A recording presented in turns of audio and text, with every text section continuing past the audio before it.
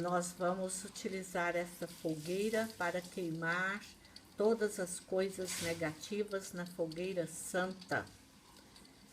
Escreva aí em um papel o que você acha que está te atormentando e sintonize neste momento com esta fogueira santa e vamos jogar estes papéis energeticamente nesta fogueira, pedindo que seja queimado o negativo, que tudo que queira de uma forma ou de outra nos prejudicar possa ser queimado por este fogo santo, abrasador, por este fogo desta fogueira santa.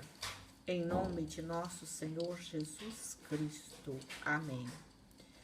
É muito importante que nós tenhamos a convicção de que este fogo purificador é a chama de nosso Senhor Jesus Cristo, purificando, amparando, limpando, porque quem pode mais é Deus, e Deus enviou Jesus como caminho, verdade e vida. Logo, é em nome de nosso Senhor Jesus Cristo que nós estamos queimando todos os negativos.